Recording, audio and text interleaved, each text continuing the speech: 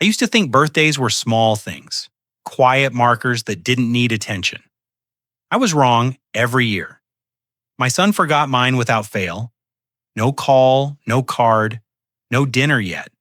Somehow there was always money time and excitement when it came to celebrating his wife's family, lavish parties, toasts, photos posted everywhere I watched from the sidelines, learning exactly where I stood in his life. I stayed silent. Not because it didn't hurt, but because I believed patience would be rewarded. It never was.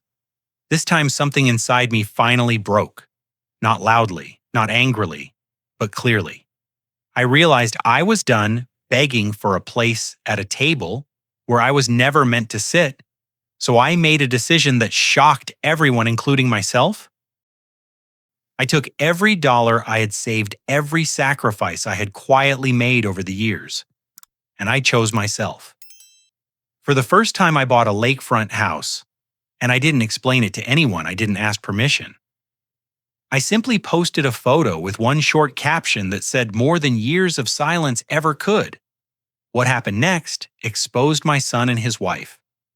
In ways I never imagined, the call, the outrage, the sudden concern that had never existed before. If you think this is just about a forgotten birthday, you're wrong. This is about betrayal that built slowly, humiliation that was disguised as family duty, and a quiet revenge that turned the power dynamic upside down. Stay with me, because the truth that comes out by the end will be more satisfying than any apology they could ever offer. My name is Arthur Bennett. I'm 67 years old, a retired civil engineer who spent 40 years designing bridges and highways across Colorado. I built structures meant to last generations, yet somehow I failed to build a family that would remember my birthday. The morning of October 14th arrived the same way it had for the past 3 years. In silence, I woke at 6 as I always do, made my coffee black with no sugar, and sat at the kitchen table listening to the house breathe around me. No phone calls, no knocks at the door, no cheerful voices singing off key while carrying a cake. They pretended I did not know about just the steady ticking of the grandfather clock in the hallway, counting seconds that no longer seemed to matter to anyone but me. I didn't bother preparing anything for myself. No special breakfast, no small indulgence, no pretense that this day was different from any other. I learned years ago, not to expect celebration. Expectation is just disappointment waiting to happen. And I've had enough disappointment to last several lifetimes. The house felt emptier than usual, though nothing had physically changed. Eleanor's reading chair still sat by the window. Where morning light used to find her, her collection of ceramic. Birds still lined the shelf above the fireplace. Her scent had long faded from the pillows, but I still caught myself turning toward the kitchen, sometimes half expecting to hear her humming while she cooked 3 years since the cancer took her. And some mornings, I still forgot she was gone when Eleanor was alive. Birthdays meant something, not extravagance. We were never people who needed extravagance, but intention. She would wake early to bake my favorite chocolate cake from her mother's recipe, the one with the frosting that never quite set properly, but tasted like heaven anyway.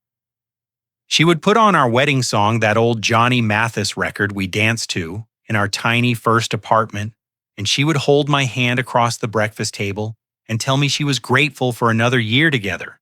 Simple things, sacred things, things I did not realize were irreplaceable until they were gone. Now there was only the clock ticking, the coffee cooling the phone, silent around noon. I made the mistake of checking Facebook. I do not use it often. Ryan set up the account years ago so I could see photos of my grandson Tyler, but something compelled me to scroll through that morning. Perhaps loneliness, perhaps masochism. Whatever the reason, I found exactly what I should have expected to find. Vanessa had posted an album titled Mom's Special Day 47 photographs of an elaborate birthday celebration for her mother Diane. I recognized my son's backyard transformed into something from a magazine: white tents, catered food on silver platters, a 3-tiered cake that probably cost more than my monthly pension, dozens of guests raising champagne glasses, professional decorations in Diane's favorite colors. Ryan stood in several photos, smile broadly, his arm around his wife as they toasted his mother-in-law, like she was royalty. The party had been last weekend, the same weekend as my birthday. I scrolled through every photograph twice, searching for something I knew I would not find a mention of me, and acknowledgement that their father-in-law, had also marked another year of life. There was nothing, not in the captions, not in the comments, not in the dozens of well wishes from friends and family. Arthur Bennett did not exist in that world of champagne and silver platters. I closed the laptop and sat very still for a long time. Later that evening, I found myself standing at my desk, the drawer open, staring at something I'd avoided for 3 years. A cream-colored envelope, slightly yellowed now, with my name written in Eleanor's graceful handwriting. Below my name, she had added a single line only open, when you truly need to. Arthur, I trust the day will never come. She had given it to me 2 weeks before she died, pressing it into my hands. With an intensity that surprised me, I assumed it was a love letter, something sentimental for me to treasure after she was gone. I never opened it because I wanted to honor her faith that I would never need whatever was inside. I wanted to believe she was right. I picked up the envelope and felt its weight heavier than a single letter. Something else was in there. I looked at Eleanor's photograph on the shelf, then back at the screen of my laptop, where Diane's party still glowed in frozen celebration. My son had thrown a lavish party for his mother-in-law while forgetting his own father existed. Did you know this would happen? Eleanor, did you see what I refused to see? That question haunted me through the sleepless night that followed my birthday, and it continued to echo in my mind for days afterward.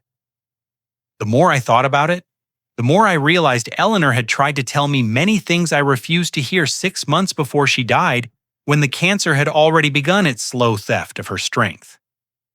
Eleanor said something I dismissed too quickly. We were sitting on the back porch watching the sunset. One of those golden Colorado evenings that made you believe the world was still beautiful despite everything. She had been quiet for a long time, her hand resting in mine, her breathing shallow but steady. Then she spoke without looking at me. Arthur, I need you to promise me something. I squeezed her hand. Anything. Watch yourself around, Vanessa. She looks at you like you're temporary, like you're just in the way of something she's waiting for. I remember laughing softly, not cruelly, but with the gentle dismissal of a husband who thought, but he understood his wife's fears better than she did Eleanor. That's the illness talking. You're tired, and your mind is playing tricks. Vanessa is difficult sometimes, but she's Ryan's wife. She's family. Eleanor turned to look at me then, and her eyes held something I could not name. Sadness? But also something sharper, frustration perhaps, or resignation. I'm not confused, Arthur, I'm dying, which means I see things more clearly than I ever have. Promise me you'll be careful. I promised because she needed to hear it, not because I believed her. I told myself the medication was affecting her thoughts. That fear of leaving me alone was manifesting a suspicion toward our daughter-in-law. I patted her hand and changed the subject, and Eleanor let me because she was too weak to argue, but she never brought it up again. And now I wonder if that silence was defeat or simply patience. Perhaps she knew I would have to learn the truth myself. In her final weeks, Eleanor did something I never understood. Until recently, she met with Samuel Brooks multiple times, sometimes for hours. Samuel had been our family attorney for 30 years. A steady and trustworthy man who handled our will and property matters with quiet confidence. I assumed Eleanor was updating her own will, making sure everything was in order before she passed. When I asked about the meetings, she smiled in that mysterious way she had and said, "Women's business, don't worry." I never pressed further. Eleanor was dying, and if meeting with Samuel brought her peace, I would not question it. Now I realize how much that smile must have cost her to carry whatever knowledge she carried to prepare for something she could not share with me, to trust that I would probably find my way to the truth she left behind 2 weeks after my forgotten birthday. I received an invitation to a family dinner at Ryan's house. The invitation came through text message, not from my son, but from Vanessa. And the wording made clear this was an obligation rather than a welcome dinner. Sunday at 6. Try to be on time, no pleasantries, no warmth, just instructions delivered like a memo to an employee. I went anyway. Part of me still hoped things might be different, that perhaps they had realized their oversight and wanted to make amends. That hope died the moment I walked through the door. Diane Collins sat at the head of the table, the position Eleanor once occupied when we hosted holidays in our home. Vanessa had arranged the seating with surgical precision, her mother in the place of honor herself, at Diane's right hand. Ryan beside his wife and me at the far corner, practically in. The hallway leading to the kitchen, the table could seat 12 comfortably, and I was positioned as far from the center of conversation as physically possible throughout dinner.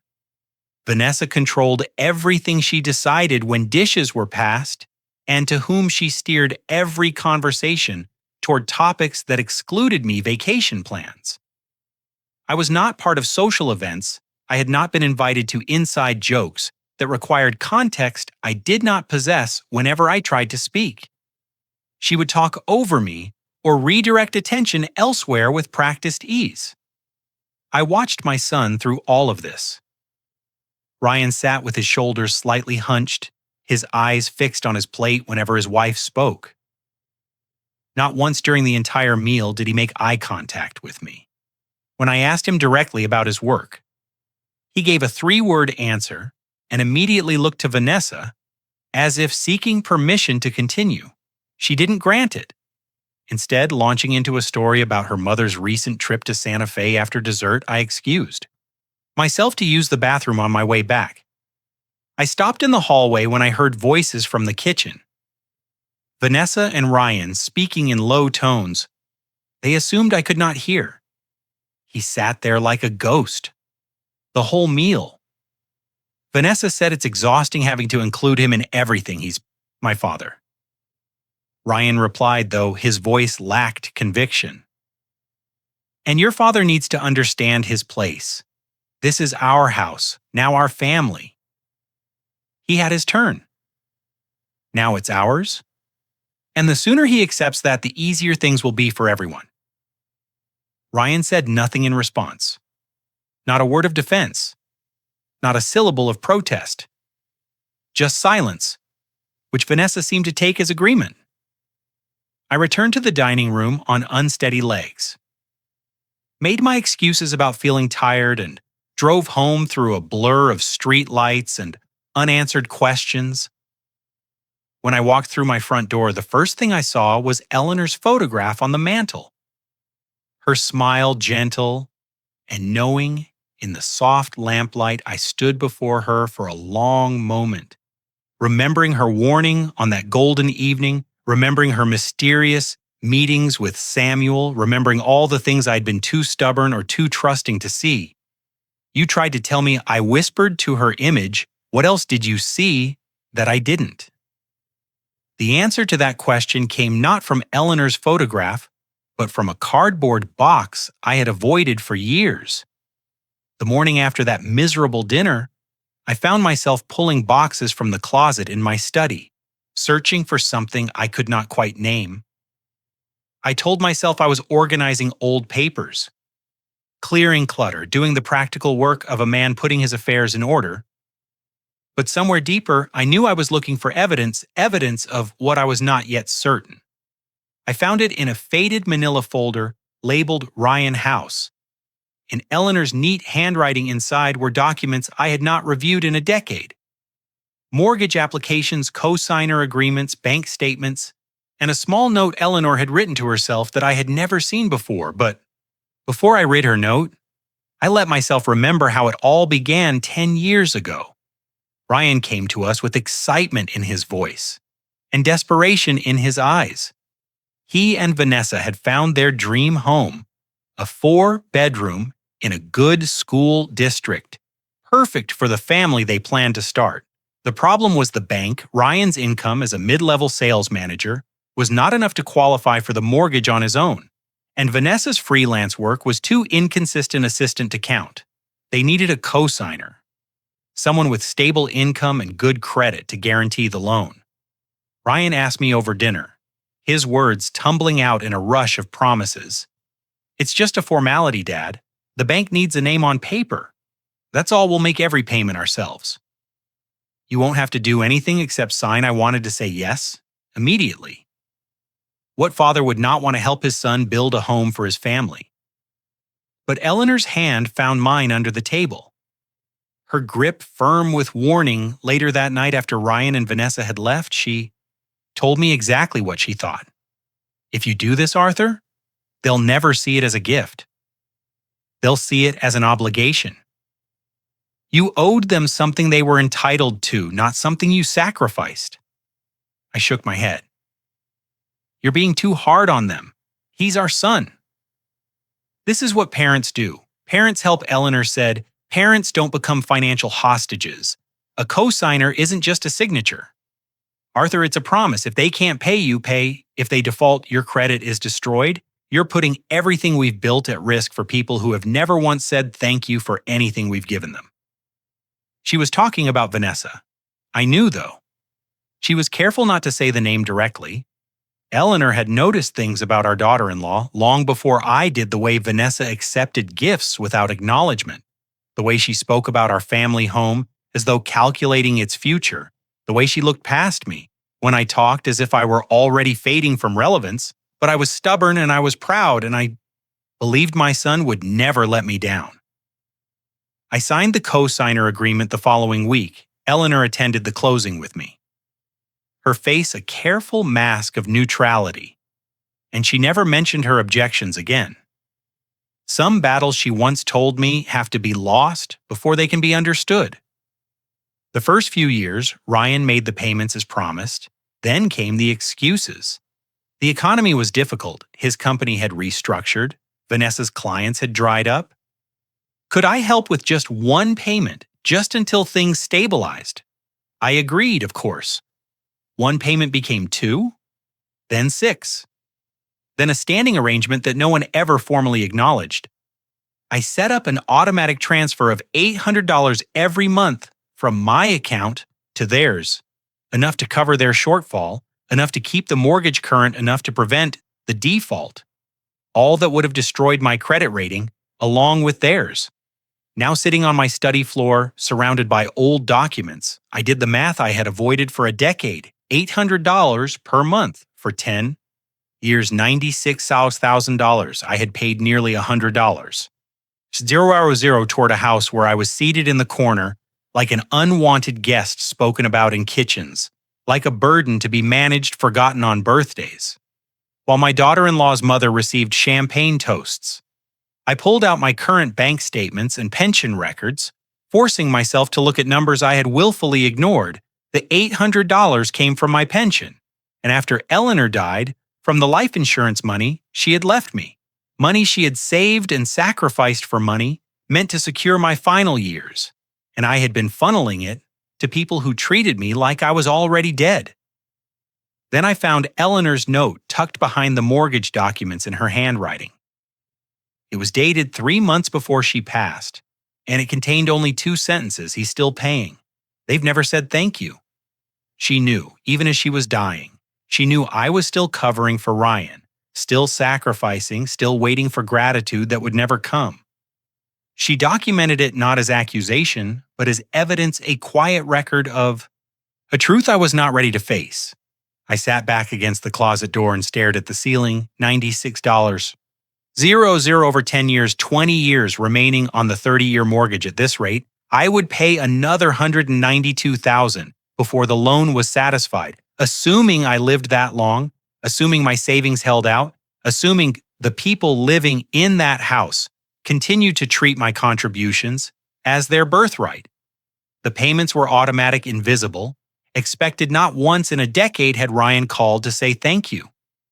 Not once had Vanessa acknowledged that the roof over her head existed partly because of my signature and my money. The sacrifice had become so routine that it had ceased to exist in their minds, if it ever existed at all.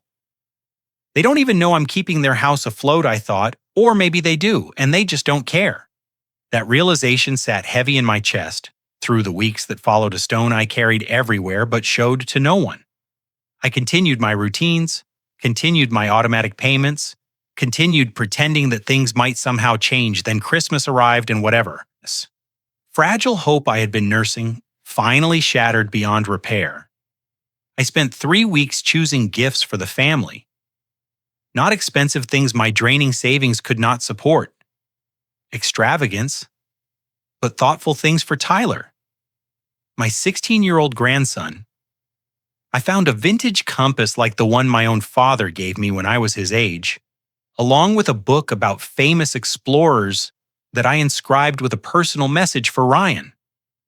I chose a leather journal and a fountain pen, remembering how he used to love writing stories as a boy before life. And Vanessa.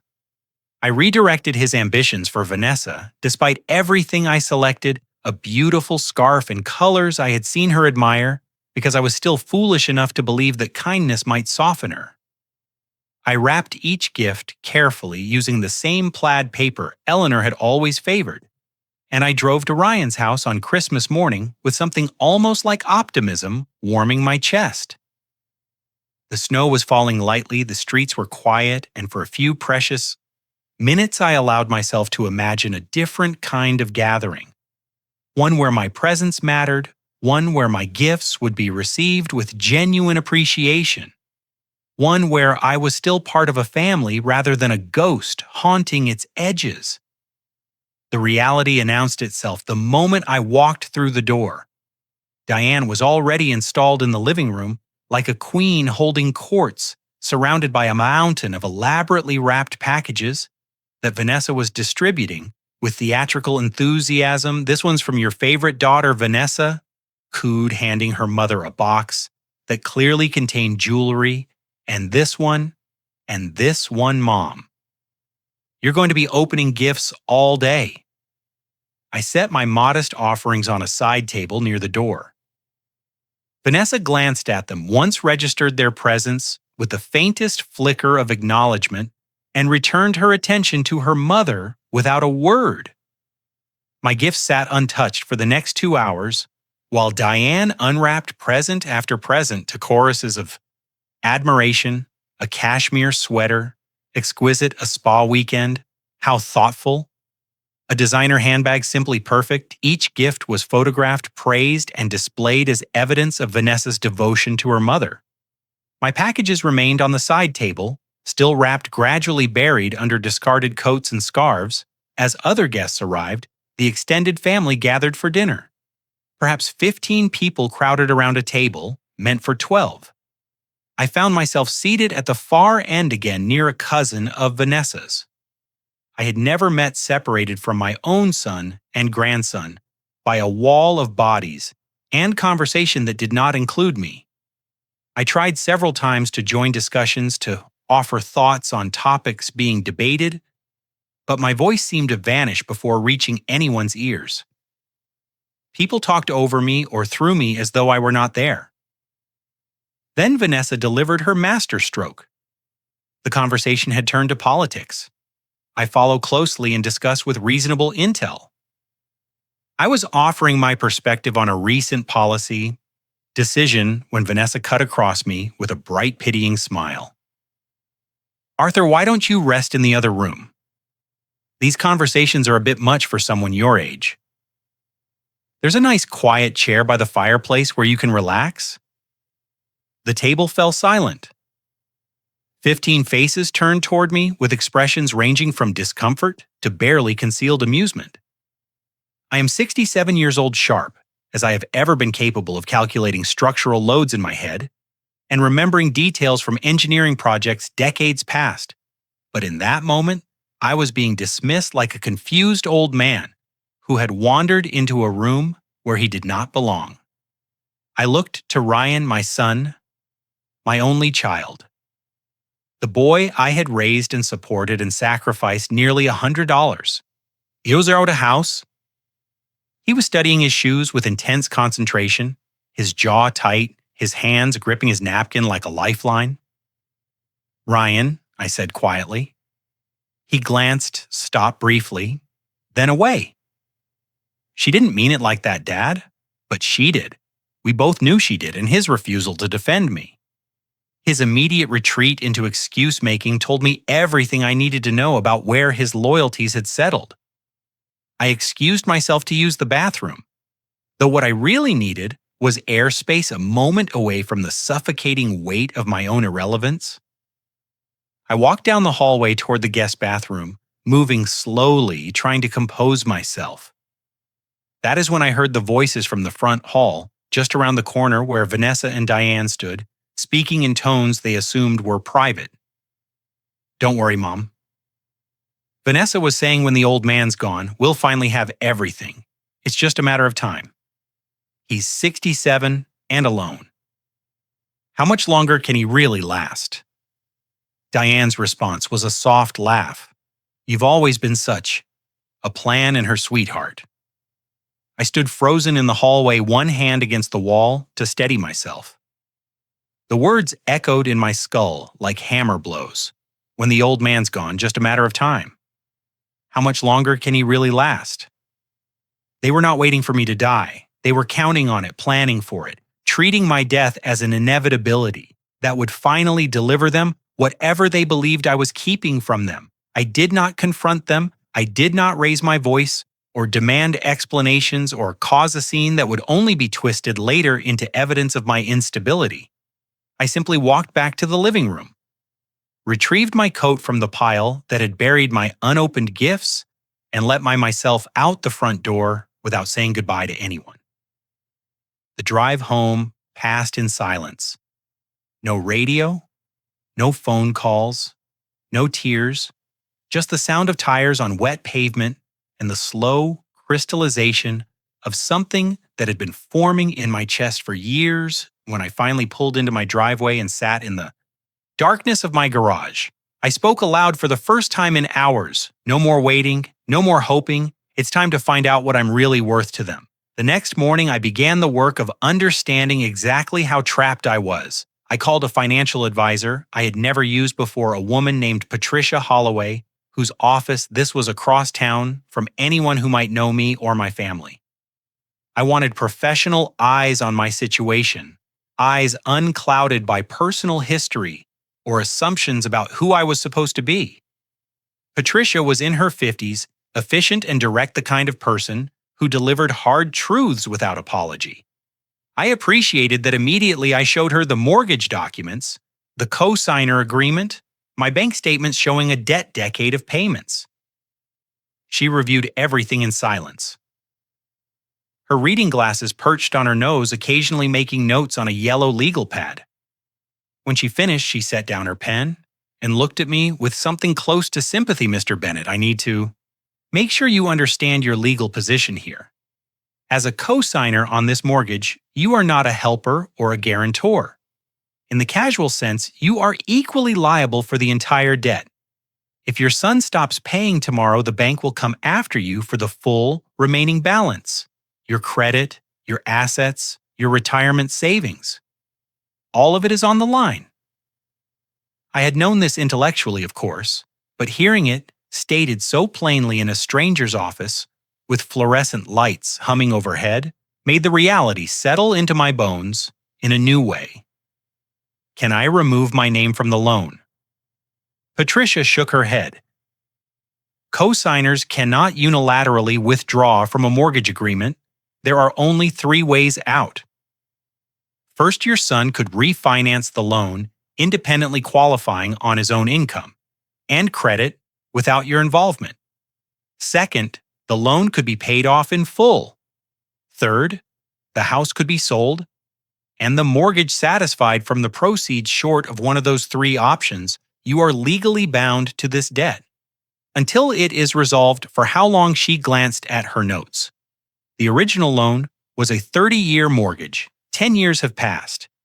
You are potentially liable for another 20 years, assuming no early payoff or sale, 20 years. I would be 87 years old before this obligation ended, assuming I lived that long. The weight of that number pressed down on my chest like a physical force.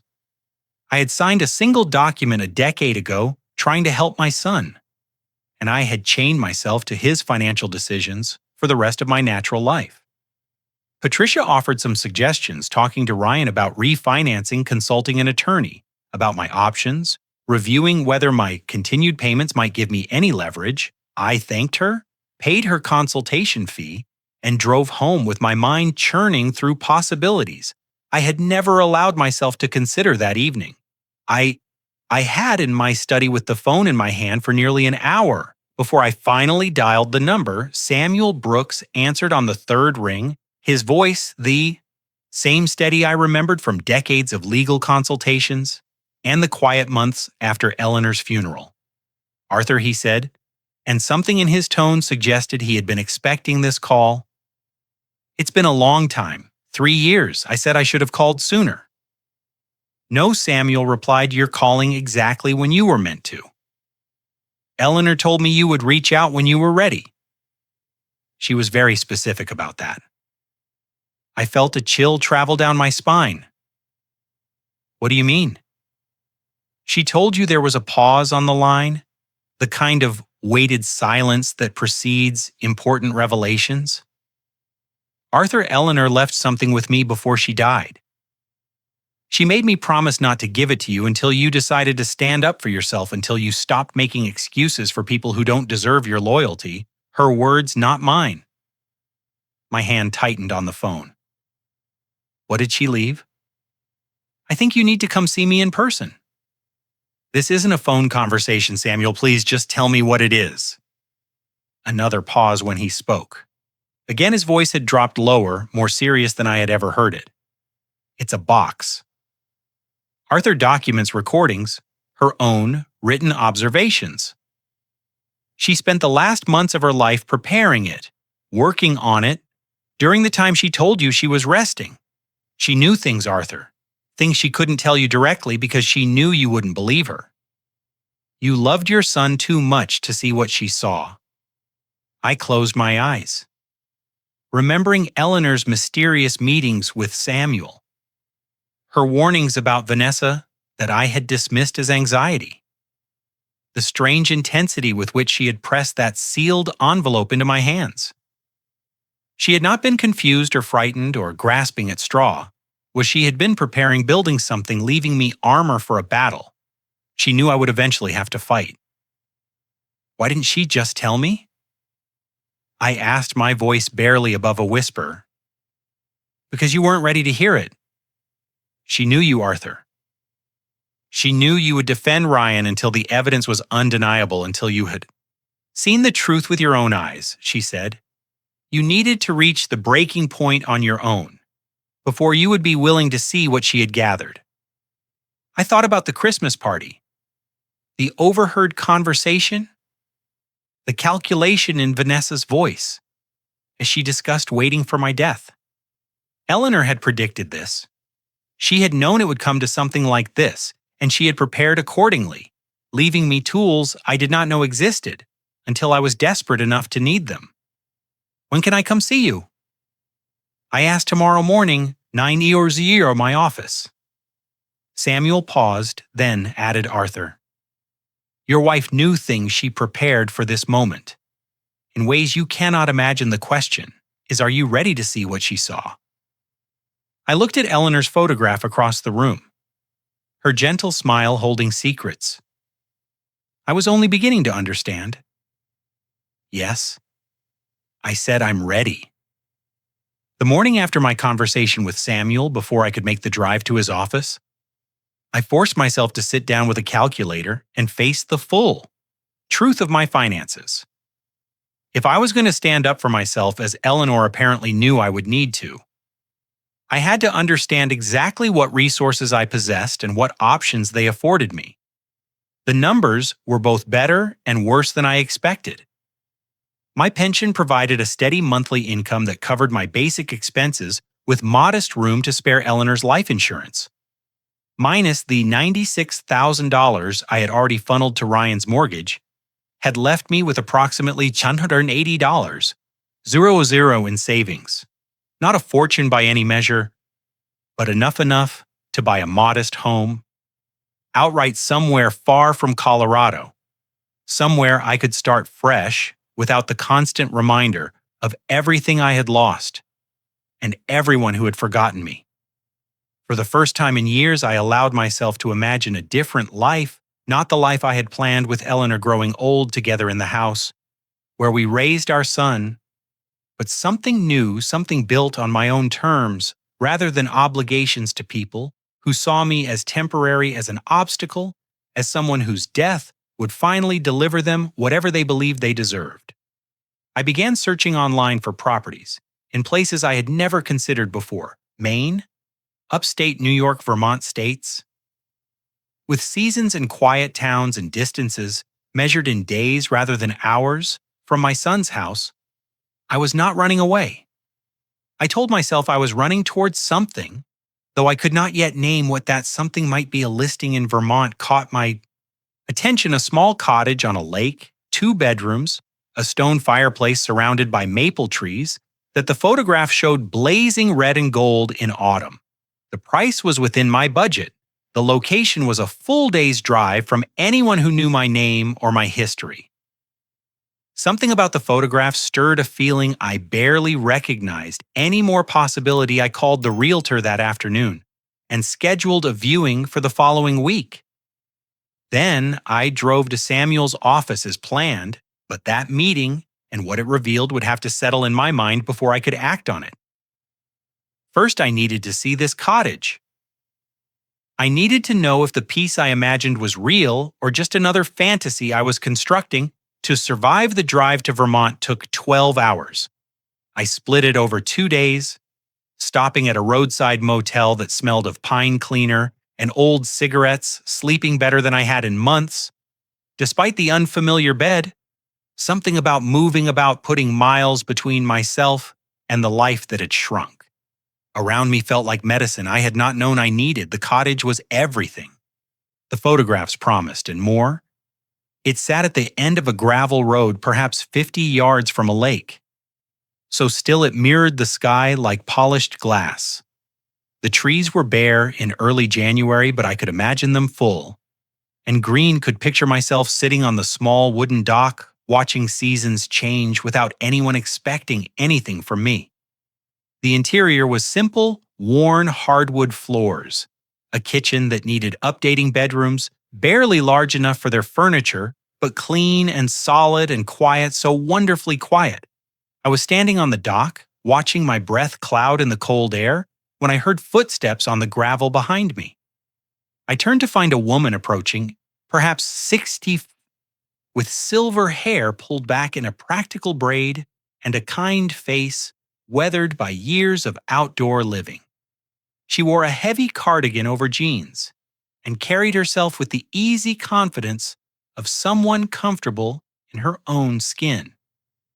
"You must be the one looking at the Patterson place," she said, extending her hand. "I'm Maggie. Louis, I live next door, if you can call a quarter mile away next door." I shook her hand, introducing myself, and we fell into the easy conversation of strangers who recognized something familiar in each other. Maggie was a widow.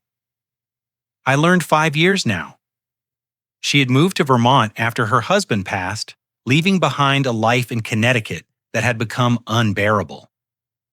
My children didn't understand why I left, she said, gazing out at the frozen lake.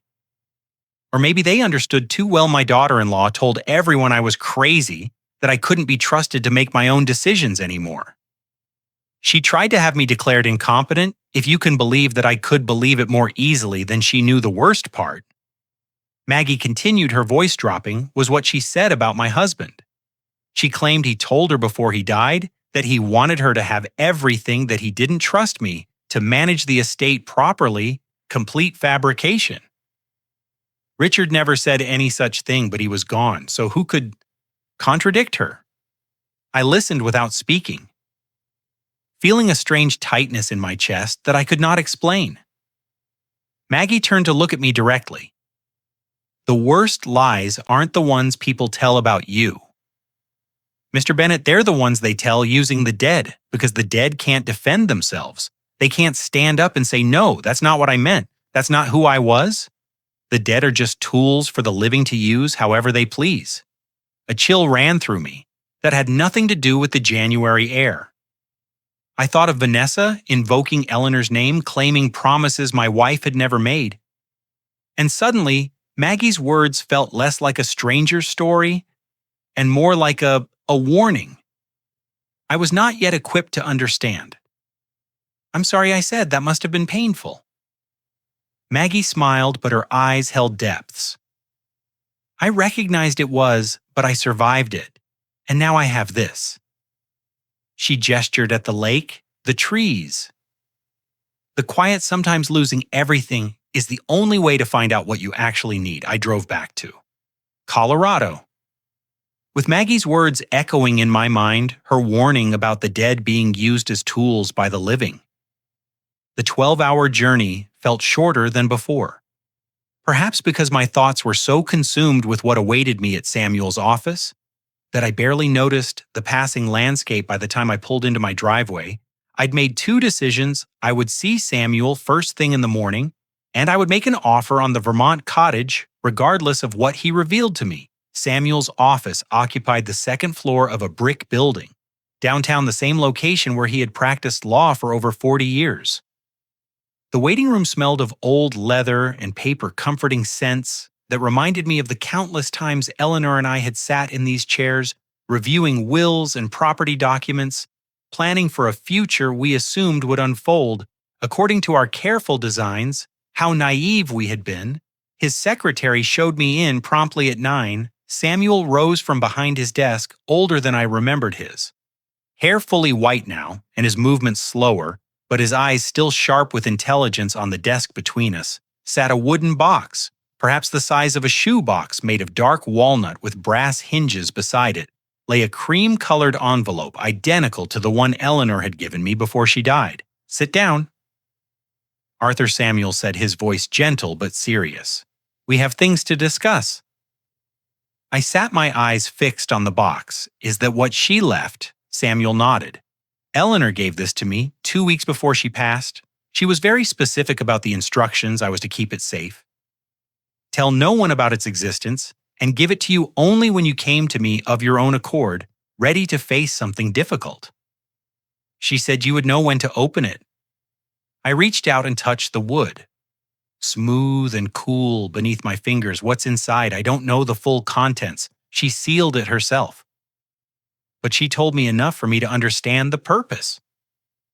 Samuel leaned forward, his hands folded on the desk. She came to me because she didn't trust certain people in your life. Arthur? She never named names directly, but I understood who she meant. She asked me to help her leave you. Protection. Those were her exact words. Protection. Protection from what Samuel's expression grew more somber from what she saw coming from the things she believed would happen after she was gone. Eleanor was dying, but her mind was sharper than ever. She spent her final months observing, documenting, preparing. I helped her with some legal aspects, notarizing certain documents, verifying information she had gathered. I didn't fully understand the scope of what she was doing. Until later after the funeral, when I reviewed everything she had entrusted to me, I stared at the box, feeling its weight even before I lifted it. Why didn't you tell me sooner? Because she made me promise not to. She knew you, Arthur. She said you would defend Ryan and make excuses for Vanessa until you had no choice but to see the truth. She said if I gave you this box too early, you would dismiss it as paranoia or grief or a dying woman's confusion. You needed to reach the breaking point yourself. Samuel paused. Have you reached it? I thought of Christmas dinner, the overheard conversation, the calculation in Vanessa's voice. I thought of $96,000 paid into a house where I was treated like a ghost. I thought of my forgotten birthday and Diane's champagne celebration. Yes, I I've reached it. Samuel slid the box and envelope across the desk toward me. Then these are yours now. Open them when you're ready. There's no rush. What's inside has waited 3 years. It can wait a little longer if you need time. I took the box and held it in my lap. Feeling something shift inside when I moved it, papers perhaps, or something heavier. Thank you, Samuel, for keeping this, for keeping her trust. Eleanor was a remarkable woman, he said simply. She loved you more than you probably knew. I left his office with the box wrapped in a cloth bag, feeling as though I carried something precious and dangerous, a gift and a burden all at once. When I arrived home, I set it on my desk and sat staring at it for nearly an hour, running my fingers over the brass hinges, testing the weight of decisions not yet made. Instead of opening it, I made a phone call to the realtor in Vermont. The answered on the second ring. And I told her I wanted to make an offer on the lakefront cottage full asking price cash purchase. No contingencies. She sounded surprised but pleased, promising to submit the paperwork immediately when she asked for my mailing address for the documents I gave her Samuel's office, instead of my own. The fewer people who knew about this, the better. When I hung up, I felt something unfamiliar settling into my chest. Not happiness exactly, but a sense of forward motion. For the first time in years, I was making decisions based on what I wanted, rather than what others expected of me. The cottage would be mine, a place no one else knew. About a refuge built entirely on my own terms that night after a simple dinner eaten in silence. I sat in my armchair with Eleanor's box in my lap. The house was quiet except for the familiar ticking of the grandfather clock, counting seconds toward a future I could not yet see.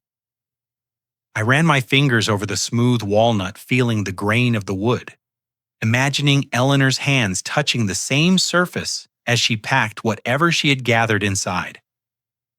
"What did you see, Eleanor?" I whispered to the empty room. "What were you protecting me from?" I almost opened it. Then, my fingers found the brass latch. I lifted it slightly, felt the lid begin to separate from the base. But something held me back, fear perhaps, or respect, for the magnitude of what I was about to discover. Eleanor had spent the final weeks of her life building this box, gathering its contents, preparing me for a moment she knew would come. I owed her more than a hasty opening driven by impatience. I set the box aside still sealed and looked at her photograph on the mantel. "Not yet," I said softly. But soon the closing on the Vermont cottage happened 3 weeks later, conducted entirely through Samuel's office to maintain my privacy. I signed the final documents on a gray February morning, my hand steady, despite the magnitude of what I was doing. $162. Zero transferred from my savings to purchase a home. No one in my family knew existed when the last signature was complete and the keys were placed in my palm. I felt something I had not experienced in decades, the terrifying, exhilarating weight of a decision made entirely for myself. For 40 years, every major choice I made had been filtered through obligation. What did Eleanor need? What would help Ryan? What would keep the family stable function all together? Even my career decisions had been shaped by responsibility, taking promotions I did not want because they paid better, declining opportunities that might have fulfilled me because they required risk. I had built my entire adult life around the needs of others. And while I did not regret the love that motivated those choices, I was only now beginning to understand what I had sacrificed in the process. The cottage was mine, not mine, and Eleanor's not mine. To pass down to Ryan, not mine with strings attached, just mine, a place where I could sit by a lake and watch seasons change without anyone expecting anything from me. The terror came from the unfamiliarity of such freedom. The liberation came from the same source. That evening I did something impulsive, perhaps even reckless. I logged into Facebook, the account I rarely used, and uploaded a photograph I had taken during my visit to Vermont, the cottage in late afternoon. Light, the lake stretching silver behind it, trees reaching toward a winter sky. I studied the image for a long moment, then typed a caption I had been composing in my mind for weeks. 67 years old, first home I bought just for myself. Happy birthday to me. No tags, no explanation, no mention of Vermont or moving or starting over, just the photograph and those 13 words offered to the digital world without context or apology. I pressed the share button before I could reconsider. Then closed the laptop and went to bed by morning. The post had transformed into something I never anticipated. 73 comments from people I had not spoken to in years, former colleagues from the engineering firm, neighbors from decades past, distant relatives, whose faces I could barely remember. The messages overflowed with warmth and encouragement. Good for you, Arthur. It's never too late for a fresh start. Eleanor would be so proud of you. Independence looks beautiful on you. I read each comment with a mixture of gratitude and disbelief. These people, many of whom I had lost touch with entirely, were celebrating a decision my own son and daughter-in-law would undoubtedly condemn. The contrast was almost too painful to contemplate. The phone calls began around noon. Ryan's name appeared on my screen, disappeared, appeared again. 4 calls in the first hour, each one sent to voicemail. I did not listen to the messages. I already knew what they would contain: confusion, accusation, demands for explanation, disguised as concern. The text messages started shortly after Vanessa. Not Ryan, of course, it was Vanessa. Her texts arrived in rapid succession, each one more. Demanding than the last Arthur, what is this post about? Call us immediately. Ryan is very upset. You owe us an explanation. Where did you get the money for this? And we need to talk right now. I read each message as it arrived, watching my screen light up with her increasing agitation. There was something almost satisfying about her panic, though I felt guilty for that satisfaction. She was not worried about me. She was worried about what my independence meant for whatever plans she had been making. The final text arrived just before sunset, and it stripped away any pretense of concern or family feeling.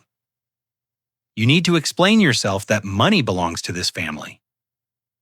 Call me back immediately. I stared at those words for a long time. That money belongs to this family. Not we're worried about you, or please help us understand, just naked entitlement.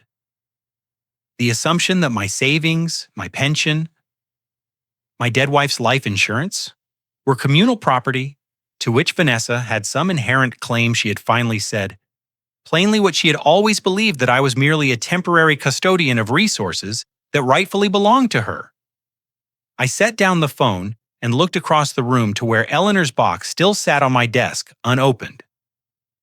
Waiting 3 weeks, I had circled around it, finding reasons to delay, telling myself I needed more time. But Vanessa's text had clarified something I should have understood from the beginning. The time for waiting was over. I walked to the desk, sat down, and pulled the box toward me. The brass latch was cool beneath my fingers. Now I whispered to Eleanor's photograph now. I'm ready before I could lift the lid. Headlights swept across my front window. A car door slammed in the driveway, followed by footsteps on the porch and a pounding at my door that shook the frame. I did not need to check the peephole to know who had arrived. Vanessa stood on my doorstep, her face flushed with anger, her designer coat hanging open as though she had thrown it on without thought. Behind her in the driveway, her car sat with the engine still running, the driver's door left ajar. She had driven 45 minutes in the dark, apparently too furious to waste time on proper parking. We need to talk, she said, pushing past me into the house before I could respond right now. I closed the door, slowly, taking a breath to steady myself. Eleanor's box would have to wait a little longer. Would you like to sit down? I don't want to sit down. I want to know what you think you're doing.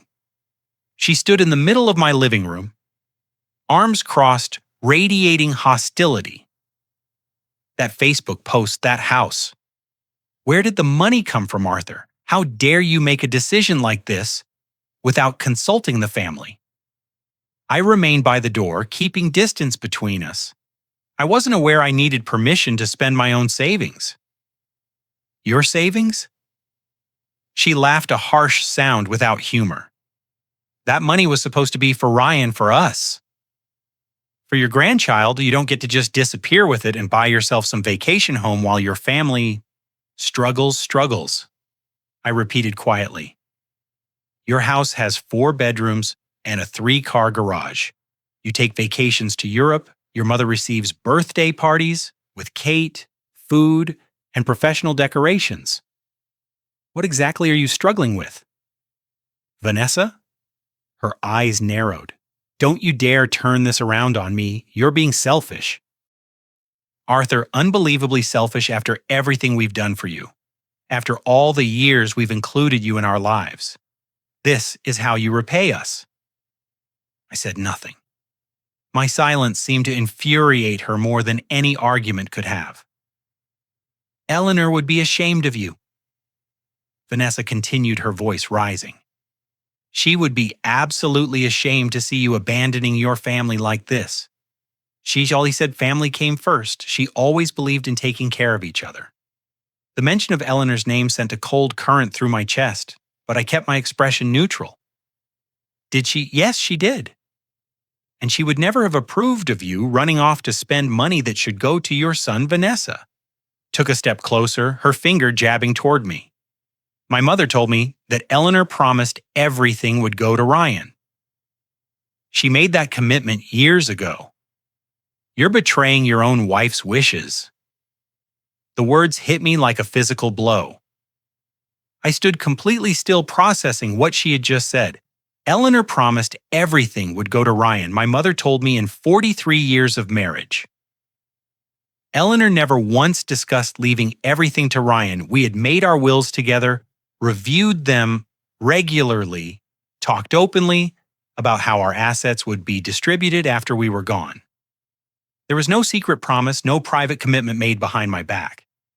Eleanor told me everything she shared, every thought, every worry, every hope for our future. If she had made such a promise, I would have known, which meant Vanessa was lying, not exaggerating or misremembering, but deliberately lying, using my dead wife's name to justify her greed. And she had learned this lie from Diane, which meant they had been fabricating this narrative. Together perhaps for years, waiting for the right moment to deploy it, Maggie's words from Vermont echoed in my mind. The worst lies aren't the ones people tell about you.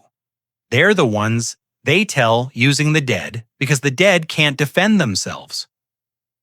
Eleanor had tried to warn me she had seen something in Vanessa that I refused to see, and now standing in my living room, Vanessa had finally revealed exactly what my wife had known all along. I looked at her steadily, and when I spoke, my voice was ice. Vanessa. My wife never made any such promise. I was married to her for 43 years. I knew every thought in her head. She told me everything, shared everything, trusted me with everything. Not once in 4 decades did she ever suggest that all our assets should go exclusively to Ryan. Not once Vanessa opened her mouth to interrupt. But I continued, my voice dropping lower. So I'll ask you once, and I expect an honest answer. Who told you to lie about a dead woman who convinced you that you could use Eleanor's name to manipulate me into giving you what you want? The color drained from Vanessa's face for the first time since I had known her. She had no quick response, no deflection, no manipulation ready to deploy. She stood frozen, her mouth slightly open, caught in a lie she had never expected me to challenge. I think I said quietly, "It's time for you to leave." Vanessa left without another word. Her tires screeching on the pavement as she reversed out of my driveway. I watched her headlights disappear into the darkness and knew that the confrontation was far from over. She would regroup, strategize, rally reinforcements. Whatever came next would be planned and coordinated, designed to overwhelm me with numbers and accusations until I surrendered the summons. Came 3 days later, Ryan called, his voice stiff and formal, to request my presence at a family meeting. "Vanessa thinks we all need to talk," he said. Clear the airwork. Through some things I could hear the rehearsal in his words, the careful phrasing. Someone else had provided he did not sound like my son. He sounded like a messenger. I agreed to come. I had been waiting for this. The meeting was held at Ryan's house in the living room, where I had been seated in corners and talked over and missed for years. When I arrived, Vanessa and Diane were already positioned on the main sofa, like generals preparing for battle. Ryan sat in an armchair to the side, his posture tense, his eyes avoiding mine. The arrangement was deliberate, 2 against 1, with Ryan as the uncertain territory they expected to control. Diane spoke first, her voice dripping with rehearsed concern. "Arthur, we're all very worried about the sudden decision to buy a house, the way you've been isolating yourself, the hostility toward Vanessa. It's not like we think perhaps you're not thinking clearly. We're concerned about your mental state," Vanessa added, picking up the script seamlessly. "Grief can do strange things to people. Maybe you need to talk to a professional." Listen to their performance without interrupting, noting how smoothly they passed accusations between them, how carefully they had coordinated their attack, selfishness, senility, betrayal. The words were designed to make me defensive, to force me into explanations and justifications that would only dig me deeper into whatever trap they had prepared. When they finished, I turned to Ryan. "Do you believe what they're saying, that I've lost my mind?" Ryan shifted uncomfortably. "Dad, I just think we need to talk about what's happening. The house, the money. It affects all of us, does." It leaned forward slightly. "Tell me something. Ryan, do you know who's been paying $800 every month toward your mortgage for the past 10 years? The question landed in the room, like a stone dropped into still water. Ryan's brow furrowed in confusion. Vanessa's eyes flashed with something that looked very much like panic. "What are you talking about?" Ryan asked. $800 every month for 10 years automatic transfer from my account to yours, covering the gap between what you could afford and what the bank required. I kept my voice steady, factual, allowing the numbers to speak for themselves. "That's $96,000, Ryan, $96. 0. I've paid to keep the roof over your head, money from my pension, from your mother's life insurance, from savings we set aside for our retirement." Ryan stared at me, then turned slowly toward Vanessa. "You told me Dad stopped helping years ago. You said he was too cheap to contribute. He'd abandoned us financially after Mom died." Vanessa's composure cracked visibly. I never said. You're misunderstanding what I meant." "What exactly did you mean?" Ryan's voice had an edge I had never heard before. "The finances are complicated. I handle all our accounts, and sometimes the details get confused. If your father was sending money, it must have been going to a different account. Or maybe I thought it was something else. $800 a month for 10 years. I repeated quietly, "That's not something you accidentally overlook." Vanessa Diane attempted to intervene. "This is exactly what we were talking about. Arthur, you're creating conflict, turning Ryan against his own wife with these accusations." "I'm stating facts," I replied. "Bank records don't lie. I have every statement, every transfer, every penny documented. Your daughter has been telling Ryan that I abandoned him financially while simultaneously accepting my money every single month. That's not a misunderstanding, that's a deliberate deception." The room fell silent. Ryan was looking at Vanessa with an expression I had never seen on his face before. Not anger exactly, but something perhaps more dangerous. Doubt, the foundation of absolute trust that Vanessa had spent 15 years building, was showing its first visible crack. Vanessa opened her mouth to speak, but Ryan held up his hand. Don't say anything else, right now. I rose from my chair, gathering my coat. There was nothing more I needed to accomplish today. The seed had been planted and it would grow on its own. I'm going to leave, now, I said. But Ryan, when you're ready to hear more, I have things to tell you, thing. As your mother left behind things she wanted you to know, I walked out. Without waiting for a response, my heart pounding, but my steps steady as I reached my car, I allowed myself a single thought. This is just the beginning. Wait until they hear what Eleanor left behind that night. I finally opened Eleanor's box.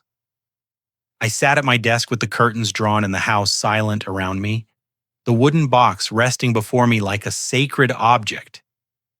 My hands trembled slightly as I lifted the brass latch and raised the lid for the first time in 3 years. The smell that rose from inside was faintly familiar lavender. The scent Eleanor had always worn, as if she had deliberately perfumed the contents so that opening the box would feel like being embraced by her one more time inside. I found 3 items arranged with the careful precision that had characterized everything. Eleanor did a handwritten letter several pages long, folded neatly, and addressed to me a USB drive, small and black labeled "Simply Listen," and a notarized document bearing official stamps and signatures. I did not immediately recognize. I reached for the letter first, my fingers trembling as I unfolded the pages, covered in Eleanor's graceful handwriting. "My dearest Arthur," she began, "if you are reading this, then I am gone, and you have finally reached the point I always knew you would reach. I'm sorry I couldn't tell you these things while I was alive. You wouldn't have believed me, and trying to convince you would only have pushed you further into denial. Some truths can only be accepted when we discover them ourselves. So I gathered the evidence and left it for you, trusting that one day you would need it and be ready to receive it." I paused, taking a breath, then continued reading after Vanessa joined our family. I began noticing things that troubled me, the way she looked at our home, our savings, our future, not with love but with calculation. I told myself I was being paranoid, that I was simply a protective mother, struggling to share my son. But the feeling never went away, so I did something I never told you about. I investigated her family. My heart began pounding harder as I read the next paragraph. What I found horrified me. Arthur, 10 years ago, before Vanessa married Ryan, she and Diane manipulated Diane's own mother, Vanessa's grandmother, out of her home and her savings. Her name was Margaret Collins. She was 78 years old, a widow living alone, trusting her daughter to help manage her affairs. They convinced her to sign over power of attorney, then systematically drained her accounts and sold her house while she was still living in it. When she finally realized what was happening, they had her declared mentally incompetent. She died alone in a state facility 18 months later. With nothing to her name, her own daughter and granddaughter took everything she had and laughed about it afterward. I set the letter down, my hands shaking too badly to hold the paper steady. The notarized documents suddenly made sense. It must be records from the grandmother's case, proof of what Eleanor had discovered, but the USB drive, the recording, listen, the label said. I retrieved my laptop, inserted the drive, and clicked on the single audio file it contained. Vanessa's voice filled the room, casual and confident, clearly unaware she was being recorded. Grandma was so easy, she trusted everyone by the time she realized what happened. She couldn't even remember her own name. We had everything signed and sealed before she even knew to ask questions. Then, Diane's voice, laughing softly. That's the trick with old people. They're too proud to admit. They've been fooled. They'll deny it even to themselves, because accepting the truth would mean accepting that their own family betrayed them. By the time they're willing to face it, it's too late. Everything's already gone. We just have to be patient with Arthur. Vanessa continued, he's healthy now, but he won't live forever, and once he's gone, everything will be ours. Ryan won't question anything I tell him he never does. The recording ended, silence filled the room, broken only by my own ragged breathing. I returned to Eleanor's letter, reading the final paragraphs through a blur of tears. They're planning to do the same thing to you, Arthur. I've heard them talking when they thought I was asleep. Or too sick to understand they're waiting for you to die, and if you take too long, they'll find ways to speed up the process, not physically, but legally. They'll claim you're incompetent, take control of your affairs, drain everything we built together. I couldn't stop them while I was alive. I was too sick. And you wouldn't have believed me if I'd told you, but I could leave you the proof. I could make sure that when you finally saw the truth, you would have weapons to defend yourself. Use them when you're ready. My love, protect yourself, live the life you deserve, and know that I love you forever and always, Eleanor. I sat in silence for a long time, the letter resting in my lap, tears streaming down my face. Not tears of sadness. Though grief was part of what I felt, these were tears of awe, of overwhelming gratitude, of love so profound it transcended death itself. Eleanor had known, she had seen the danger, investigated it, documented it, and prepared my defense, while cancer stole her breath and her strength. She had spent her dying weeks not in fear for herself, but in determination to protect me from what she knew who was coming. You protected me even after death. I whispered to her photograph. You saw everything you prepared, everything. Now I understand? I pressed the letter to my chest, breathing in the faint trace of lavender that still clung to the paper. You never left me at all. A week later, I invited Ryan to visit me in Vermont, just Ryan. No one else. I told him I had something to show him that could not be discussed over the phone or in his house where Vanessa might overhear. He hesitated. I could hear the uncertainty in his voice. But something had shifted in him since the confrontation about the mortgage payments. The crack I had seen forming in his trust had continued to widen, and curiosity was winning against the loyalty Vanessa had cultivated for so long. He arrived on a Saturday morning, driving up the gravel road in his sedan, looking around at lake and the trees with an expression of confused wonder. I watched him from the porch. This man who was once the baby. I cradled the boy I taught to ride a bicycle, the teenager I guided through heartbreak and triumph. Somewhere along the way, I had lost him to a woman who saw him as a tool rather than a partner. Perhaps today I could begin to get him back. We sat in the cottage's small living room, a fire crackling in the stone fireplace, 2 cups of coffee growing cold on the table between us. I did not ease into the conversation or soften what I was about to reveal. Ryan deserved the truth delivered directly, without manipulation or emotional padding. Your mother left me something before she died. I said, evidence she gathered during her final months. I want you to see it and hear it for yourself. I handed him Eleanor's letter first. He read it slowly, his face growing paler with each paragraph when he reached the hard about Vanessa's grandmother, about what had been done to that poor woman. His hands began to shake. This can't be true, he whispered. Vanessa never mentioned any of this. She told me her grandmother died peacefully, that they were close. Listen to the recording. I said I played the audio file from my laptop, watching Ryan's face. As his wife's voice filled the room, Vanessa laughing about how easy her grandmother had been to manipulate Diane, joking about the pride of old people, preventing them from admitting they had been fooled, and then Vanessa's casual prediction about my own future, about waiting for me to die, about Ryan never questioning anything she told him. The sound of his own name in that context seemed to break something inside him. Ryan doubled over his elbows on his knees, his face buried in his hands. His shoulders shook with sobs he tried desperately to contain. That's her voice, he said, when he could finally speak. That's Vanessa. I know her voice. I can't pretend it's someone else. Or that it's been edited or faked. That's my wife talking about exploiting an old woman, her own grandmother. I let him process in silence. There was nothing I could say that would make this easier.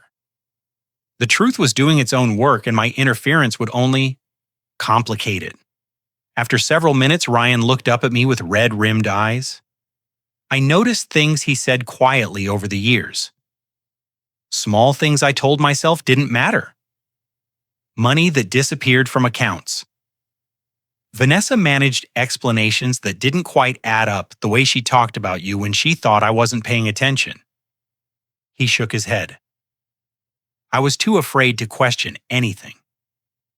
She made me feel like asking questions meant I didn't trust her, and not trusting her meant our marriage was failing. So I stopped asking, I stopped looking. I just let her handle everything and told myself, it was easier that way. It's not your fault. I said people like Vanessa are skilled at what they do. They choose partners they can control, and then spend years making sure the control feels like love. Ryan wiped his face with his sleeve, struggling to compose himself. Dad, what are you going to do with the courtings? Are you going to the police? Are you going to expose her publicly? I considered the question carefully. Before answering nothing, he looked up, surprised. Nothing? The truth doesn't need me to weaponize it, I said. It just needs to exist. Vanessa knows now that I have this evidence. She knows that at any moment I could share it with anyone, family, friends, authorities. That knowledge will eat at her every single day.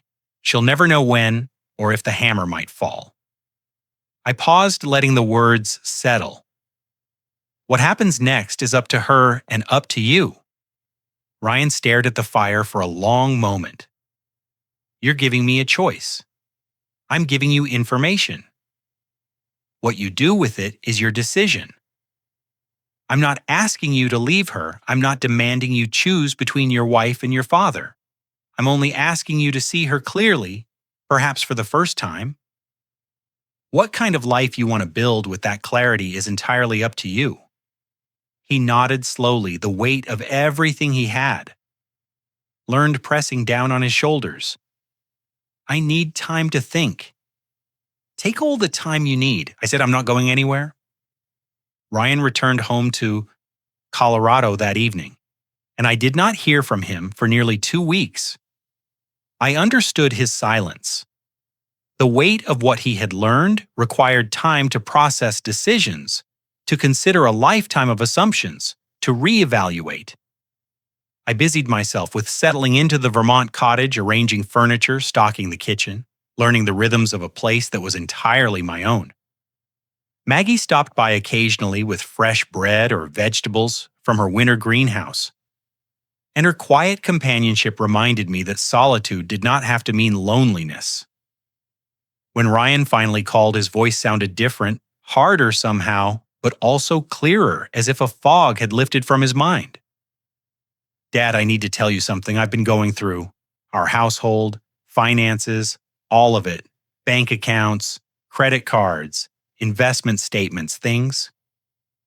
Vanessa always insisted on handling herself. He paused, and I heard him take a shaky breath.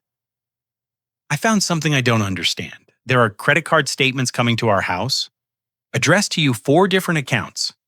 I've never seen them before because Vanessa always gets the mail first, but I intercepted them this week, a cold weight, settled in my stomach, credit cards in my name. Yes, 4 of them. The statements show purchases going back 3 years. Clothes, jewelry, spa treatments, things I know Vanessa bought because I've seen her wearing them, or heard her talk about the appointments. But the bills are in your name, Dad. Your name, your social security number, our address. I closed my eyes, the implications washing over me, identity theft. My own daughter-in-law had opened credit accounts using my personal information and had been charging her lifestyle to my name for years. The audacity of it was almost impressive, if it had not been so devastating. Did you confront her? I asked. Yes, she denied it. At first, said she had no idea what I was talking about. That maybe the statements were sent to the wrong address by mistake. When I showed her the account details, she changed her story. Said you must have opened the accounts yourself and forgotten about them. Told me that elderly people often lose track of their finances and that I shouldn't upset you by bringing it up. And you believed her. Ryan's voice was firm. I don't believe anything she says anymore. Dad. Not after what I heard in those recordings. Not after what Mom wrote in her letter. Vanessa's been lying to me for years about everything, and I was too weak to see it after we hung up. I called Samuel and explained what Ryan had discovered. Samuel immediately recommended that I request a full credit report from all 3 major bureaus. The results arrived within days, delivered electronically to my laptop, and what they revealed made the situation even worse than I had feared. 4 credit cards opened over the past 3 years, all using my name. My social security number and Ryan's home address is the billing location. Total outstanding balance, $42. 0 minimum payments had been made just often enough to keep the accounts active and avoid triggering fraud alerts. But the debt had accumulated steadily month after month, purchase after purchase, classic identity theft executed with patience and precision by someone who had access to all my personal information. Through family connection, I sat with the evidence for a long time, considering my options. I could go to the police. Identity theft was a felony in Colorado, carrying potential prison time and permanent criminal record. Vanessa could lose everything: her freedom, her reputation, her marriage, her relationship with her son. Part of me wanted to watch her suffer the consequences of her cruelty in the most public and permanent way possible, but another part of me remembered Eleanor's letter, her gentle wisdom about the kind of man she believed me to be. Revenge was not the same as justice. Destruction was not the same as freedom. If I sent Vanessa to prison, I would spend years entangled in court proceedings and testimony, reliving every betrayal, keeping the wound open indefinitely. She would become the center of my life in a new and poisonous way, and I would never truly escape her shadow. Instead, I chose a different path. I filed disputes with all 3 credit bureaus, reporting the accounts as fraudulent and providing documentation that I had never applied for or authorized any of them. I submitted affidavits, froze my credit to prevent future abuse, and created a paper trail that would follow Vanessa for the rest of her financial life. The credit card companies would investigate, and when they confirmed the fraud, they would close the accounts and potentially pursue their own legal action against the person who had opened them. The system would do its work without requiring me to become an instrument of vengeance. Samuel reviewed my approach and offered his assessment. During a phone call the following week, you understand what you're giving up. He said you could destroy her with this felony charges, prison time, complete annihilation of everything she's built. The evidence is overwhelming. No prosecutor would hesitate to take this case. I know, I replied, and you're choosing not to pursue it. I'm choosing not to be the one who destroys her. There's a difference. I paused, gathering my thoughts. I don't want destruction. Samuel, I want freedom. I want to live the rest of my life without Vanessa occupying space in my mind. If I press charges, I become her adversary in a legal battle that could drag on for years. If I let the system handle the fraud through normal channels, I remove myself from the equation entirely. She'll know you have the evidence. She'll know you could have ended her exactly. I looked out the window at the frozen lake, peaceful and still. In the winter light, let her live with that knowledge. Let her wake up every morning wondering if today is the day I change my mind. Let her spend the rest of her life looking over her shoulder waiting for a hammer.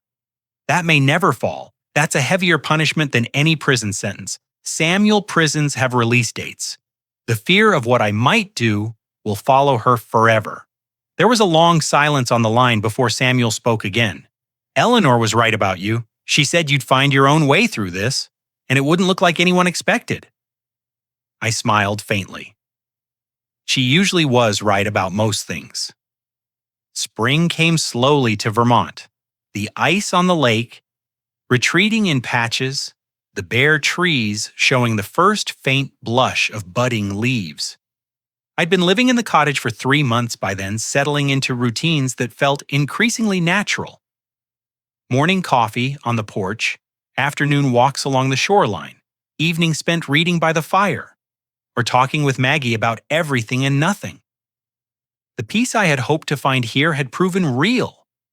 Not a fantasy constructed from desperation, but a genuine possibility I was learning to inhabit. Ryan arrived unannounced on a Thursday afternoon, his car, pulling into my driveway with the hesitant approach of someone uncertain of their welcome. I watched him through the window as he sat behind the wheel for several minutes, gathering courage or composing thoughts. Before finally stepping out and walking toward my door, he looked older than he had just weeks ago. The lines around his eyes deeper, his shoulders carrying a weight that had nothing to do with physical burden.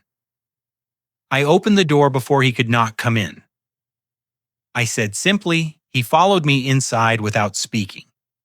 His eyes moving around the cottage as if seeing it for the first time, though he had been here before when I showed him Eleanor's evidence. I gestured toward the armchair by the fireplace and took my own seat across from him, waiting for him to find his words. Vanessa moved out.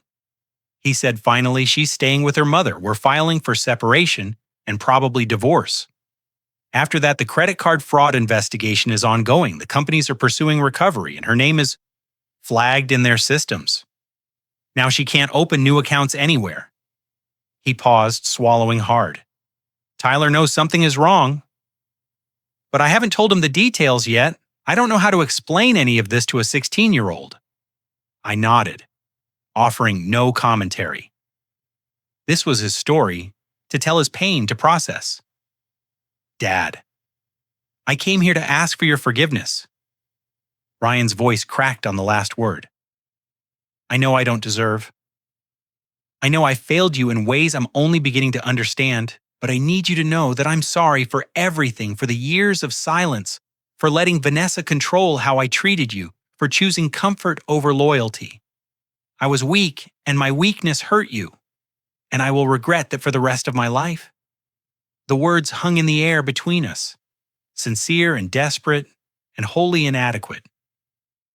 I studied my son's face, seeing the boy I had raised beneath the man he had become. And I felt the familiar pull of parental love urging me to embrace him, to tell him everything was forgiven, to restore the relationship we had lost with a single gesture of unconditional acceptance. But I could not do that. Not yet, perhaps not ever, in the way he was hoping. Ryan, I love you.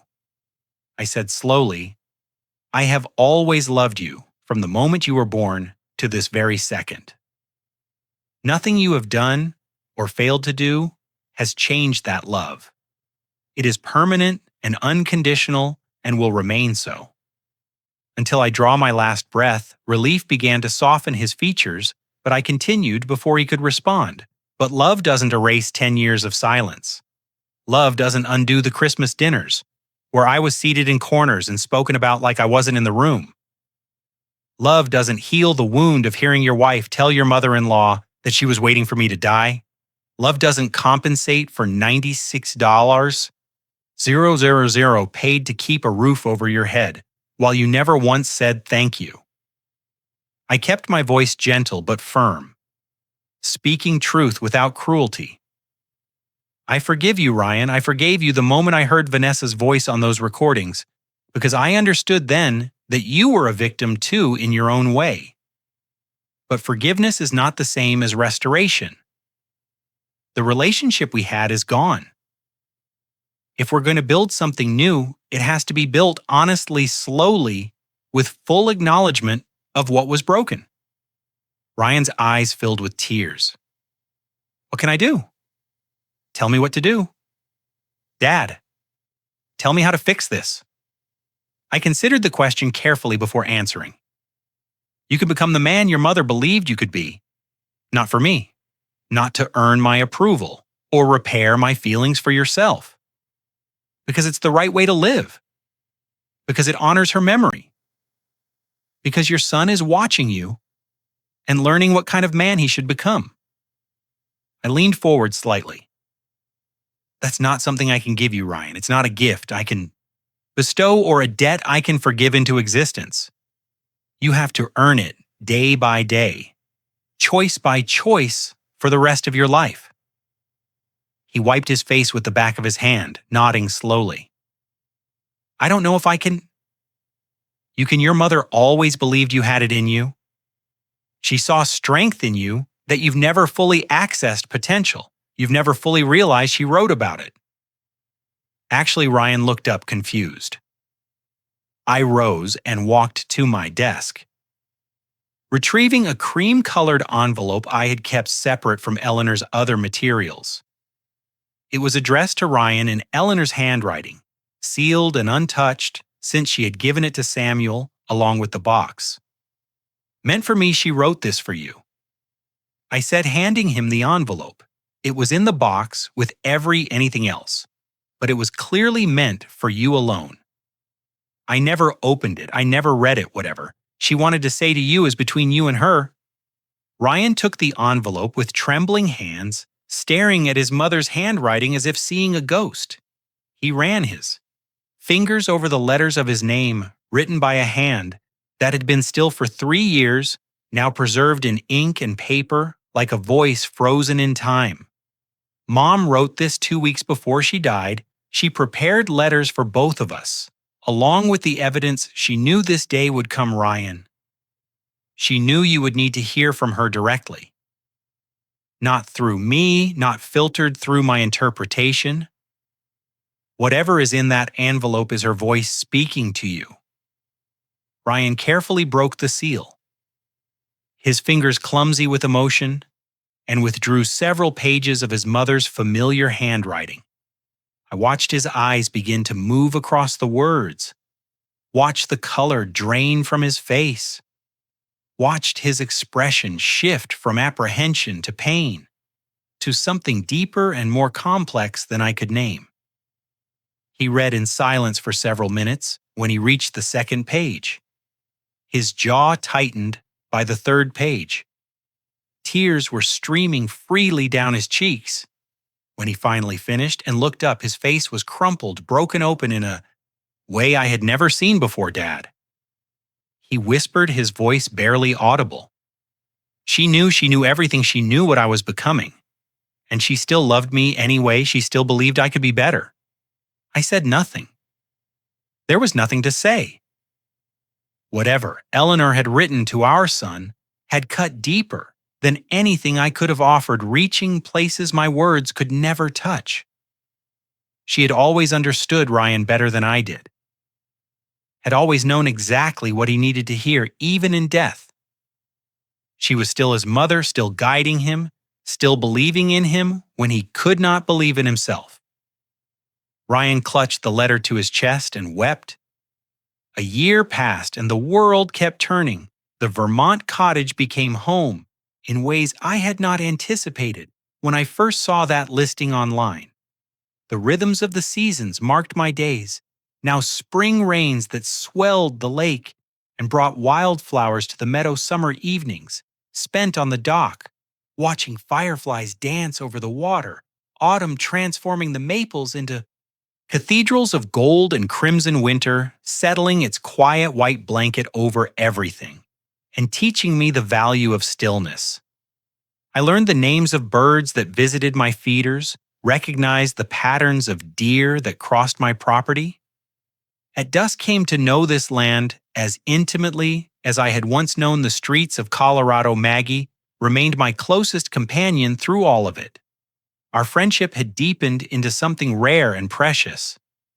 The kind of bond that only forms between people who have survived similar storms and emerged with matching scars. We gardened together in the warmer months, her expertise guiding my amateur attempts at growing tomatoes and herbs. We cooked meals in each other's kitchens, trading recipes and stories over glasses of wine. We walked the paths around the lake in all weather, sometimes talking for hours, sometimes sharing comfortable silence that required no words to fill it. There was no romance between us, and neither of us sought any. We had both loved deeply in our marriages and lost those loves to death. What we found in each other was different: companionship without complication, understanding without expectation, friendship rooted in mutual respect, and the shared knowledge of what it meant to rebuild a life from wreckage. Some evenings sitting on my porch, watching the sunset, paint the lake in shades of orange and pink, I felt a contentment I had not believed possible during those dark years of being forgotten. 6 months into my new life, I established the Eleanor Bennett Foundation for Forgotten Elders. The idea had grown slowly from conversations with Maggie and Samuel, from memories of Eleanor's determination to protect me, from the recognition that my story was not unique across America.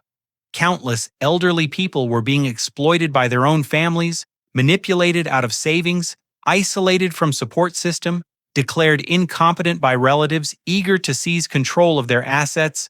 Most of them suffered in silence, too ashamed to admit they had been victimized by people they loved. The foundation started small, operating out of a rented office space in Burlington with a staff of 3, a retired attorney who handled legal consultations, a social worker who provided emotional support and resource navigation, and an administrator who kept everything organized. I funded the initial operations from my savings, and Samuel helped recruit pro bono lawyers willing to take cases involving elder exploitation. Our mission was simple: to provide the kind of protection Eleanor had left for me to anyone who needed it, to ensure that no elderly person had to face family betrayal alone. My story became the foundation's founding. I shared it in interviews with local newspapers and presentations to community groups in fundraising letters sent to potential donors. The response surprised me. People wrote from across New England with their own experiences: a widow whose stepchildren had forged her signature on property documents, a retired teacher whose son had drained her retirement accounts, a veteran whose daughter had taken out loans in his name. Each letter confirmed what I had come to understand.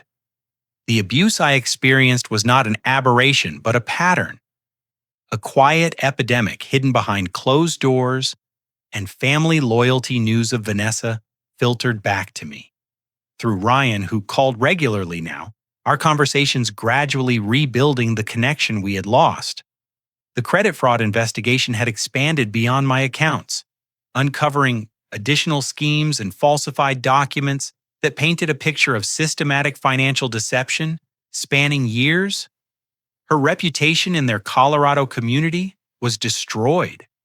Whispered about at school, events, and neighborhood gatherings, marked forever as the woman who stole from her own father-in-law. Diane had distanced herself completely when the investigation began, claiming she knew nothing about any of it, throwing her daughter under the bus to protect her own image. The mother-daughter partnership that had exploited Vanessa's grandmother and targeted me had dissolved the moment accountability he arrived. Ryan filed for legal separation 8 months after Vanessa moved out. The divorce proceedings were ongoing, complicated by questions of marital assets and debts. Tyler had chosen to live primarily with his father, a decision that spoke volumes about what the boy had observed and concluded on his own. Vanessa lost everything she had schemed so patiently to gain. The house was being sold to settle debts. Her social standing was in ruins. Her own mother had abandoned her, and her family had fractured beyond repair. I felt no triumph in her downfall. That surprised me at first. I had expected to savor her suffering, to find satisfaction in watching karma deliver the justice. I had declined to pursue myself. Instead, I felt only a quiet peace, a sense of natural order restored without requiring my participation. Speaking with Samuel about it one afternoon, I found words for what I was experiencing. I didn't punish her. Said the truth did I just stopped protecting her from it for years. My silence and Ryan's willful blindness had shielded Vanessa from consequences. We had enabled her manipulations by refusing to see them, had funded her schemes by never questioning them, had allowed her cruelty to flourish by absorbing it without complaint. When I finally stepped aside, when I stopped paying the mortgage, stopped accepting mistreatment, stopped pretending everything was fine, the structure of lies she had built collapsed under its own weight. I didn't push it over. I simply stopped holding it up. That understanding brought me more peace than revenge ever could have. On the morning of October 14th, I woke to my 68th birthday, another year completed, another year beginning. And for the first time in longer than I could remember, I looked forward to what lay ahead. Maggie had promised to bring over a cake that afternoon, and Samuel was driving up for a small dinner celebration. The day stretched before me, full of possibility. Rather than dread, I was making coffee when my phone rang. The caller ID showed an unfamiliar number, a Colorado area code I did not recognize. I almost let it go to voicemail, assuming it was a telemarketer or wrong number. But something made me answer hello, a young voice hesitant but determined. Grandpa, it's Tyler. My heart stopped for a moment, then resumed beating faster than before. I know we haven't talked in years. He continued, the words tumbling out, as if he had rehearsed them many times. I know things have been complicated with Mom and everything that happened, but I found your number and I've been wanting to call for months. And I ask you something, of course, Tyler. You can ask me anything. A pause? A breath? Then can I come see you? I want to know the real story. I want to know who you really are. And I want to know about Grandma Eleanor.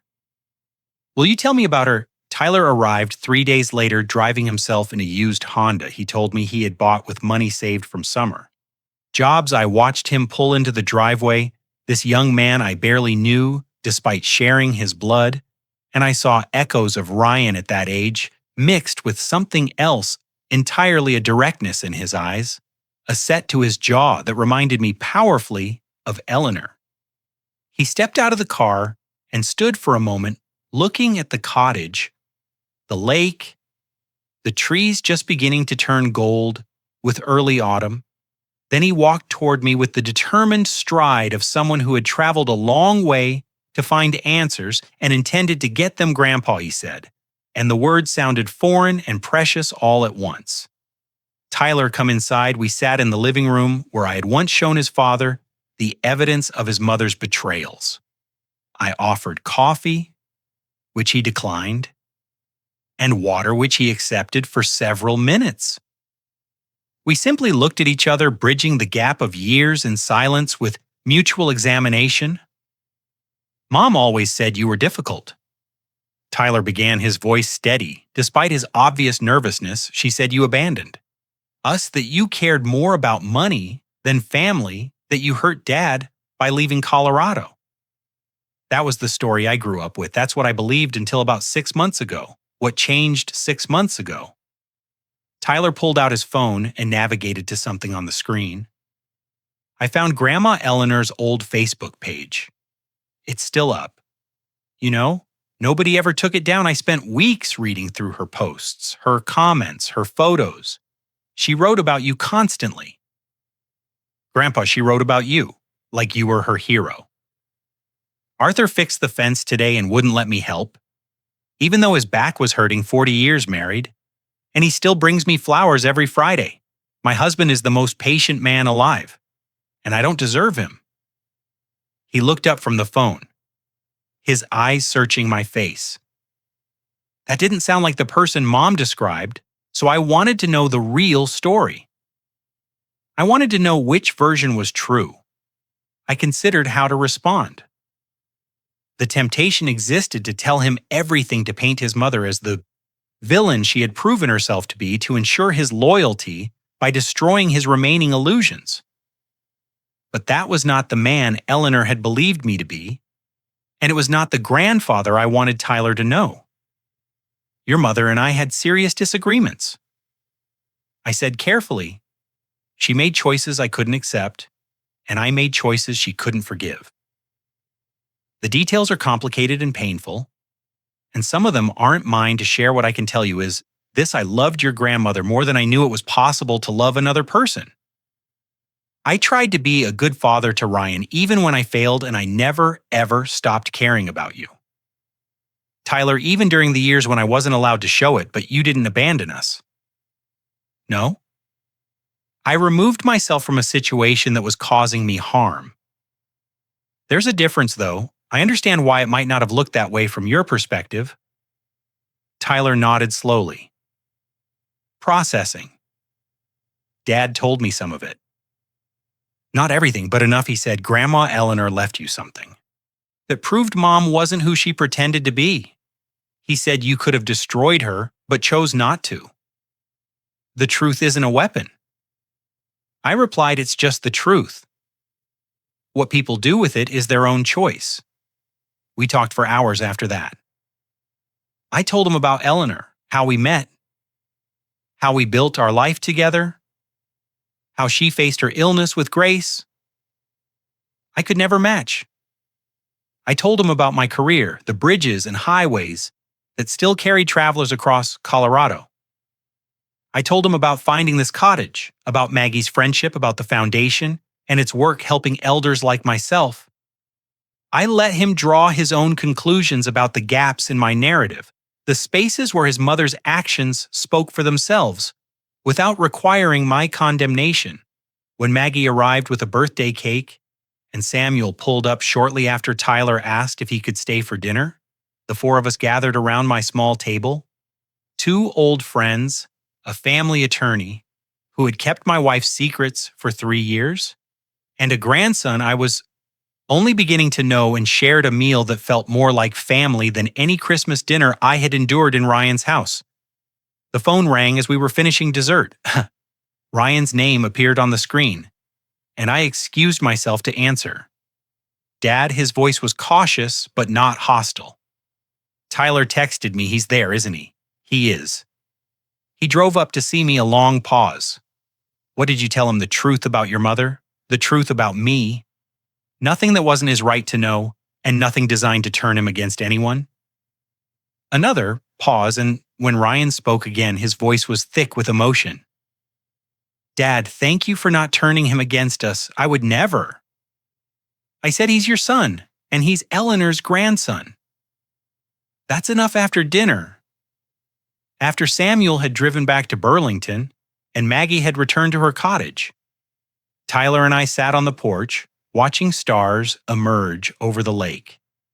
He asked me what I wanted for my birthday, and I told him the truth. Nothing. I already have everything I need. He looked confused, the way young people do. When they cannot imagine contentment without accumulation, he would understand someday. I hoped he would learn what I had taken 68 years to discover. 68 years old. I spent most of them giving to my work, my family, my son. I thought sacrifice was love. Eleanor knew better. She knew that kindness without boundaries is just an invitation to be used. I don't have a mansion. I don't have millions. I have a cottage by a lake, a friend who understands silence, and a grandson who wanted to know the truth badly enough to find me. Eleanor's photograph sits on my mantle now next to the window that looks out over the water sometimes when the light hits it just right. I swear she's smiling. Happiness isn't what you collect. It's what you're finally brave enough to let go. Happy birthday to me. At last. Arthur Bennett's story reminds us of a truth we often forget. Love without boundaries is not love at all, but an invitation to be taken for granted for years. Arthur gave everything to his family, asking nothing in return, believing that sacrifice alone would earn him the respect and gratitude he deserved. It took losing everything, including the wife who saw the danger before he did, for Arthur to finally understand that protecting yourself is not selfishness. It is survival. Eleanor's gift from beyond the grave was not just evidence or documentation. It was permission. Permission for Arthur to stop carrying people who refused to walk beside him. Permission to build a life defined by peace, rather than obligation, permission to believe that 67 years old was not too late to start over. Today, Arthur lives in his cottage by the lake, surrounded by friends who value him doing work that honors Eleanor's memory and rebuilding a relationship with a grandson who chose truth over comfortable lies. Vanessa lost everything she schemed to gain, not because Arthur destroyed her, but because the truth has a way of finding daylight when good people stop hiding it. If this story touched your heart, please share it with someone who needs to hear it. Leave a comment below telling us what you think Arthur should do next, or share your own experience with family members who took your kindness for granted. Your story matters, and this community is here to listen. Subscribe to our channel so you never miss another story of survival, justice, and the quiet courage it takes to finally put yourself first.